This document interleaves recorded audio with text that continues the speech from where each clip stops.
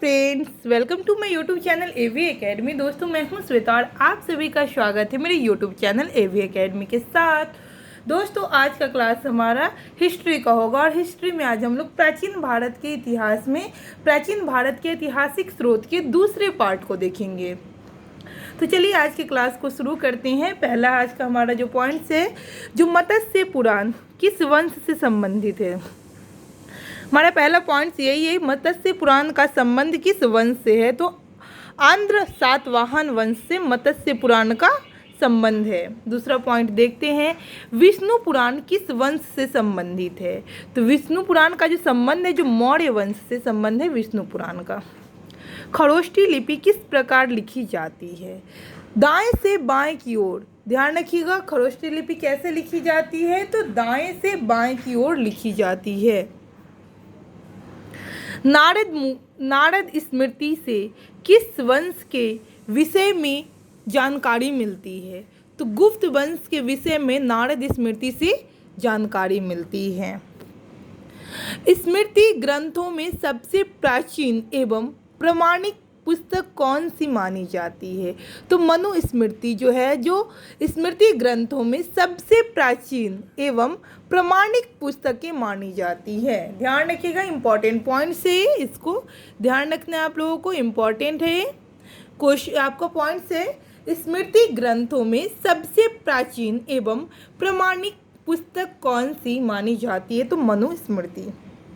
शुंग काल का मानक ग्रंथ किसे कहा जाता है। तो मनुस्मृति को शुंग काल का मानक ग्रंथ कहा जाता है।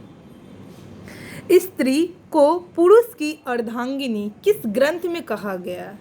तो शतपथ ब्राह्मण में, शतपथ ब्राह्मण ग्रंथ है जिसमें स्त्री को पुरुष की अर्धांगिनी कहा गया है। ध्यान रखिएगा, क्वेश्चन है आपका, स्त्री को पुरुष की अर्धांगिनी किस ग्रंथ में कहा गया। तो शतपथ ब्राह्मण में। आगे देखते हैं हम लोग, महाभारत का प्रारंभिक उल्लेख अश्वलायन गृह सूत्र में मिलता है। महाभारत का प्रारंभिक उल्लेख कहाँ मिलता है। तो अश्वलायन गृह सूत्र में मिलता है। प्रारंभ में इसमें मात्र 8,800 श्लोक थे। पहले इसमें 8,800 श्लोक थे और इसका नाम जय संहिता था। कुछ समय पश्चात यह बढ़कर 24,000 श्लोक हो गया और भारत नाम से प्रसिद्ध हुआ। अंत में 1,00,000 श्लोक होने के कारण इसे शतसाहस्री संहिता या महाभारत जानने लगा। एक बार फिर से रिपीट करते हैं इस पॉइंट को। महाभारत का प्रारंभिक उल्लेख जो है, जो अश्वलायन गृह सूत्र में मिलता है। प्रारंभ में इसमें जो है, जो श्लोकों की संख्या 8,800 थी और इसका नाम जय संहिता था। यानी कि महाभारत का पहला नाम क्या था। तो जय संहिता था। कुछ समय पश्चात यह इसमें श्लोकों की संख्या बढ़कर 24,000 हो गया और भारत नाम से प्रसिद्ध हुआ। अंत में 1,00,000 श्लोक होने के कारण इसे शतसाहस्री संहिता या महाभारत कहा जाने लगा। तो आप लोग अच्छे से समझ गए होंगे। आगे देखते हैं हम लोग, पुरालेख विद्या से क्या अभिप्राय है। शिलालेखों का अध्ययन ही पुरालेख विद्या से अभिप्राय है। शिलालेखों का अध्ययन। पुरावशेष का महानतम अन्वेषक किसे माना जाता है। डार्विन को पुरावशेष का महानतम अन्वेषक यानी कि खोजकर्ता माना जाता है, डार्विन को। इब्न बतूता का यात्रा वृत्तांत किस नाम से प्रसिद्ध है। तो रेहला। इंपॉर्टेंट पॉइंट है दोस्तों, ध्यान रखिएगा इसको। इब्न बतूता का यात्रा वृत्तांत जो है, जो किस नाम से प्रसिद्ध है। तो रेहला नाम से प्रसिद्ध है। बहुत सारे एग्जामिनेशंस में क्वेश्चन पूछा गया है। आगे देखते हैं हम लोग, हेनसांग ने किस विश्वविद्यालय में बौद्ध धर्म का अध्ययन किया था। तो नालंदा विश्वविद्यालय में बौद्ध धर्म का अध्ययन किया था हेनसांग। आगे देखते हैं हम लोग, प्रमुख अभिलेख व शासक। अभिलेख और एक दूसरे साइड है शासक। हाथी गुफा अभिलेख, कालिंग नरेश खाड़वेल। एहोल अभिलेख, उस समय के शासक थे पुलकेशिन द्वितीय। नासिक अभिलेख, गौतमी बलश्री। जूनागढ़ अभिलेख, रुद्रदामन। प्रयाग स्तंभ अभिलेख, समुद्रगुप्त। नेक्स्ट देखते हैं हम लोग मंदसौर अभिलेख, मालवा नरेश यशोवर्मन। ग्वालियर अभिलेख, प्रतिहार नरेश भोज। देवपाड़ा अभिलेख, बंगाल शासक विजयसेन। और भीतरी व जूनागढ़ अभिलेख स्कंदगुप्त। चलिए अगला पॉइंट्स देखते हैं हम लोग। बौद्ध स्तंभ लेख में किसकी जानकारी मिलती है? शुंग काल की। बौद्ध स्तंभ लेख में किसकी जानकारी मिलती है? तो शुंग काल की। हेनसांग ने अपनी यात्रा वृतांत का वर्णन किस पुस्तक में किया है? सी यू की में। हेनसांग ने अपनी यात्रा वृतांत का वर्णन जो सी यू की में किया है। अरबी भाषा की पुस्तक किताब उल हिंद की रचना किसने की? तो अल बुर्नी ने किताब उल हिंद की रचना की। मोरक्को का यात्री इब्न बतूता भारत में मोहम्मद बिन तुगलक के दरबार में आया था तथा तुगलक ने इसे दिल्ली का काजी नियुक्त किया था। क्या कहा जा रहा है? मोरक्को का जो यात्री था इब्न बतूता, जो भारत में मोहम्मद बिन तुगलक के समय में आया था, मोहम्मद बिन तुगलक के दरबार में आया था तथा तुगलक ने उसे दिल्ली का काजी नियुक्त किया था।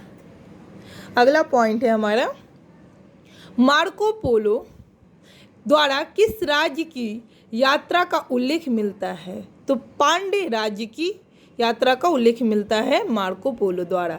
पतंजलि के महाभाष्य से किस वंश के इतिहास का पता चलता है? तो पतंजलि के महाभाष्य से शुंग वंश का इतिहास का पता चलता है। अब आगे देखते हैं हम लोग।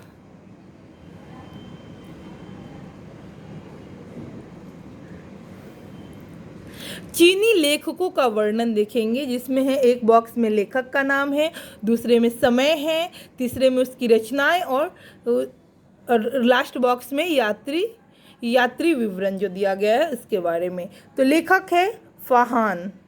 समय है 399 से 414 ईसा पूर्व।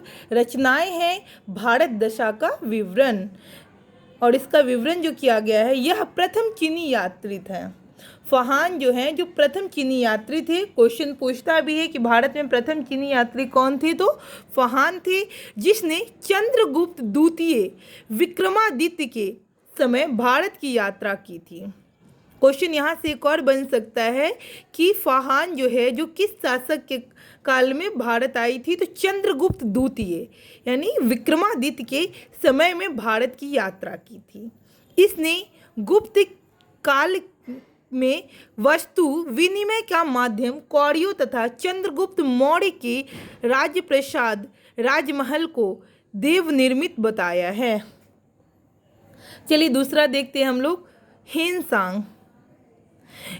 इनका जो समय है जो 629 ईसा पूर्व से लेकर के 645 ईसा पूर्व। इनकी जो रचनाएं हैं जो सी युग की है, पाश्चात्य संसार के लेख।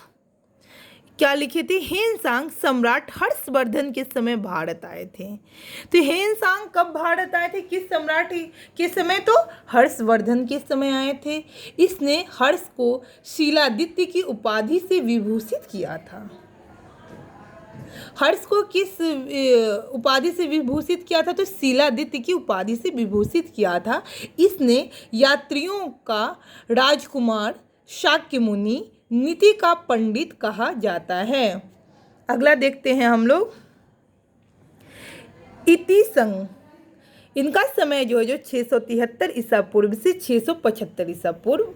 रचनाएं हैं प्रसिद्ध बौद्ध भिक्षुओं की आत्मकथाएं। यात्रा वृत्तांत जो है जो चीनी बौद्ध यात्री जो नालंदा विश्वविद्यालय में अध्ययनरत रहा। ठीक है, तो इस तरीके से हम लोग देखें चीनी लेखकों का वर्णन देख लिए, जिसमें हम लोग जाने लेखक, उनका समय, रचनाएं और यात्री विवरण। अब अगला और लास्ट आज का पॉइंट है, सती प्रथा का प्रथम लिखित साक्ष्य 510 ईस्वी के भानुगुप्त के ईडन अभिलेख से प्राप्त होता है।